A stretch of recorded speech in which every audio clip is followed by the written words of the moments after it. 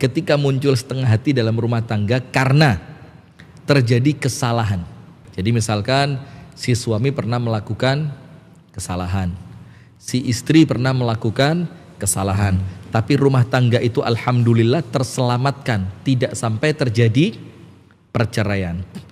Ketika rumah tangga itu Allah takdirkan tidak sampai berpisah, tapi kemudian memunculkan si istri yang tidak 100% memaafkan suami, atau si suami yang tidak memaafkan 100% kesalahan istrinya. Nah, dan ini banyak terjadi kan? Wong dia pernah melakukan itu kok. Ya jangan tuntut saya sama seperti sebelumnya. Wong kamu pernah melakukan ini kok. Kamu pernah mengucapkan ini. Kamu pernah mukul saya. Kamu pernah mengkhianati saya. Kamu pernah membohongi saya. Jangan harapkan semuanya bisa kembali seperti semula. Ini ada dalam pepatah Arab begini. Amal akhta qad afaunaha. Adapun kesalahan telah kami maafkan. Akan tetapi tidak mungkin semuanya bisa kembali seperti semula. Jadi wa ammal hal falan ya'uda kama kan.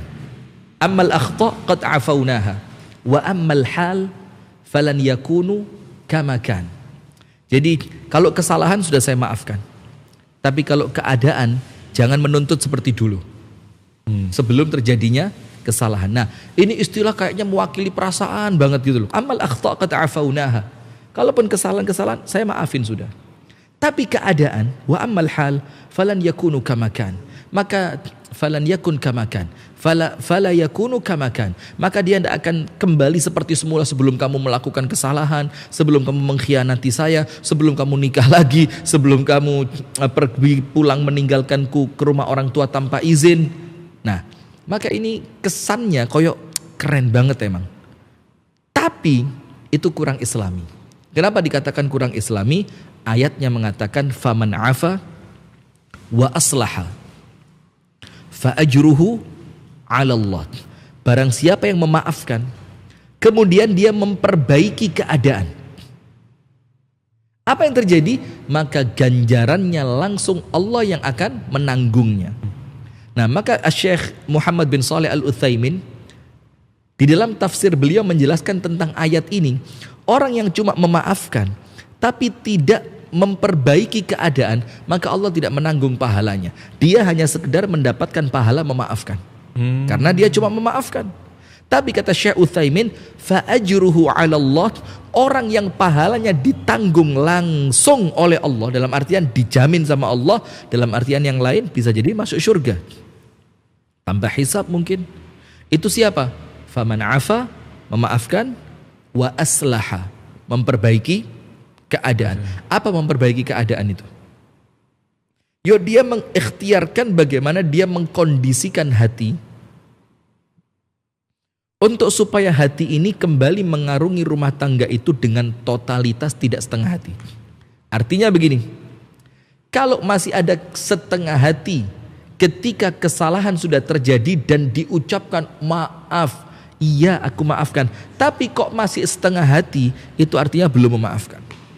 Iya benar juga ya Ustaz ya. Artinya apa? Belum memaafkan. Nah, maka sekarang begini, apa sikap kita?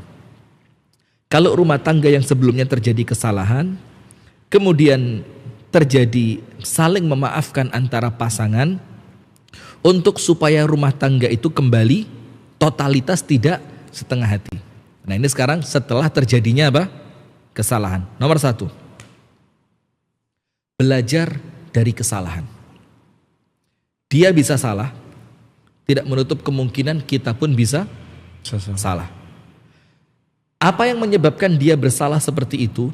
Apa yang menyebabkan dia melakukan kekhilafan seperti itu mulai sekarang dihindari. Maka ayatnya la taqrabuz zina. Bukan jangan berzina, tapi jangan mendekati. Apa artinya? Wasilah yang akan mengantarkan kita pada perzinaan. Ini kalau contohnya zina. Na'udzubillah min syarri dzalik. Kalau contohnya zina, berarti wasilah menuju itu yang dihindari. Nah, maka nomor 1, ambil pelajaran dari kesalahan yang telah terjadi. Poin kedua, bersungguh-sungguh di dalam memaafkan, bukan karena dia suamiku, bukan karena dia istriku, tapi karena Allah. Kalau Anda memaafkan karena dia suamiku, kalau Anda memaafkan karena dia ibu dari anak-anakku, boleh jadi Anda akan kecewa. Ketika orang yang Anda maafkan ternyata mengulangi kesalahan, seperti kasus yang sekarang muncul. Dulu kena narkoba, oh maafin saya, istrinya disuruh nerima lagi. Sekarang kena narkoba lagi. Kalau memaafkannya karena manusia, karena suami, atau karena istri, atau karena dia pasanganku, ayah dari anakku, ibu dari anakku, apa yang terjadi? Anda akan kecewa. Tapi memaafkannya karena Allah. Ketika Anda memaafkannya karena Allah, kalaupun kesalahan itu terulang, kalaupun pengkhianatan itu terulang, maka katakan qadarullah, ini sudah menjadi ketetapan Allah. Dan maafnya Anda saat itu yang Anda berikan kepada pasangan tidak akan sia-sia. Pahalanya sudah ditetapkan di sisi Allah. Jangan memaafkan kecuali karena Allah. Karena Allah memerintahkan, karena Nabi Muhammad mencontohkan, karena memaafkan itu mendatangkan keridhaan dari Allah.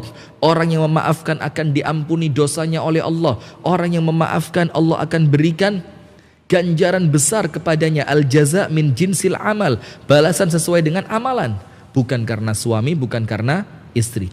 Poin ketiga, setelah terjadinya kesalahan, agar rumah tangga itu tidak setengah hati. Poin ketiga, senantiasa minta tolong kepada Allah. Ini loh yang banyak ditinggalkan sekarang. Iya, benar. Contoh begini, ada orang dari kalangan tabi'in, seorang ulama besar dari kalangan tabi'in. Dia itu sakit parah. Karena dia orang kaya, dia panggil dokter-dokter sebanyak-banyaknya. Bahkan bukan satu, tim dokter. Satu, berganti dua, berganti tiga, berganti orang, berganti tempat, berganti waktu, tidak kunjung sembuh. Dia coba obat, berbagai macam resep obat sudah dia coba dan tidak juga kunjung sembuh. Sampai dokter mengatakan, kamu tidak lain kecuali menunggu kematian. Allah. Tak lama setelah itu, sahabat-sahabatnya dikejutkan. Ternyata orang yang oleh dokter diputuskan kamu tidak lain kecuali menunggu kematian, ternyata sehat walafiat, kembali sehat. Teman-temannya tanya, ma ghayyara haluk, apa yang merubah keadaanmu dari yang sebelumnya sakit ternyata sekarang tiba-tiba apa? Sehat. Yang dokter sebelumnya sudah putus asa, obat sudah diminum dan tidak memberikan dampak positif. Jawabannya satu, ma ghayyara haluk, apa yang merubah keadaanmu? Dia jawab, ad-du'a, doa. Nah, maka rumah tangga yang sudah sempat terjadi kesalahan, jangan pernah putus dari doa. Karena tidak ada yang mampu merubah kecuali Allah. Tidak ada yang mampu menguatkan kecuali Allah. Tidak ada yang bisa memberikan pertolongan kecuali Allah. Tidak ada yang bisa menjaga hati pasangan kita kecuali Allah. Maka kuatkan di dalam doa. Jadi setelah terjadinya pengkhianatan, setelah terjadinya kesalahan, yang nampaknya rumah tangga ini kok setengah hati, padahal saya sudah berusaha memaafkan, maka lakukan 3 hal. Nomor 1, jangan memaafkan kecuali karena Allah.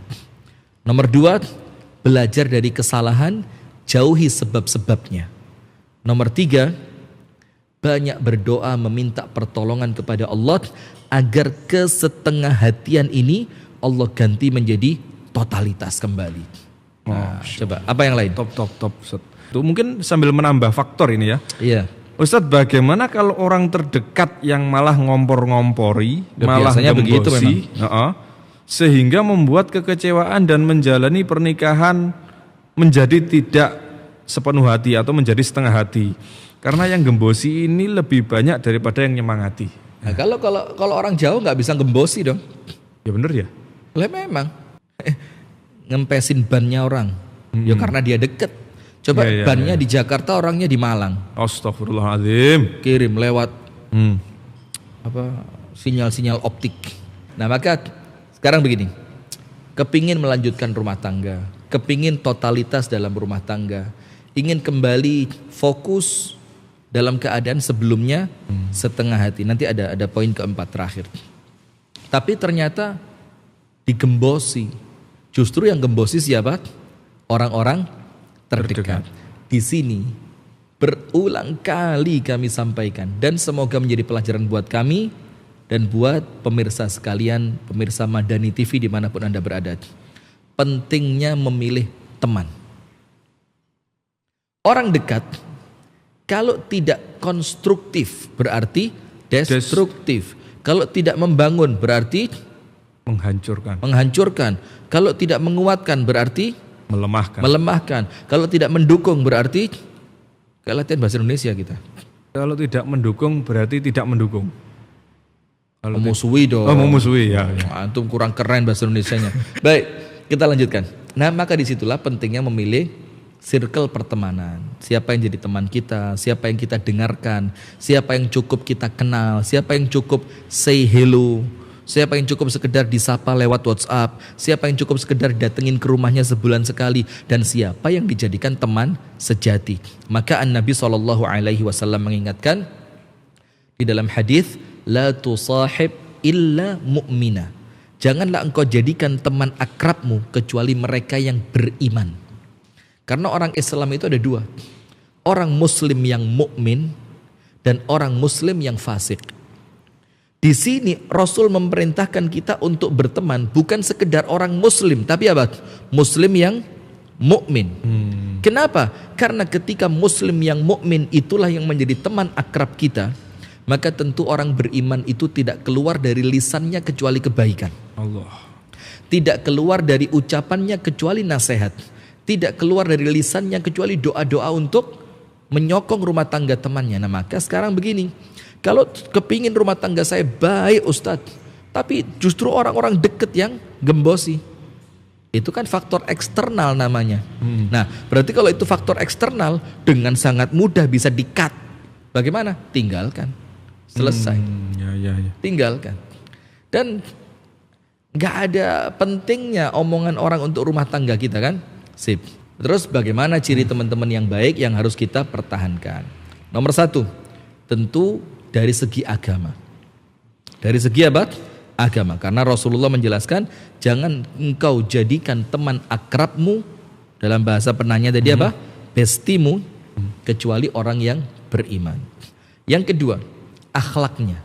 Akhlak itu apa? Tutur katanya, sopan santunnya, budi pekertinya, ketika diajak janjian, ketika menyimpan rahasia, ketika kita sedang susah dia ikut susah, ketika senang dia ikut senang, itu akhlaknya.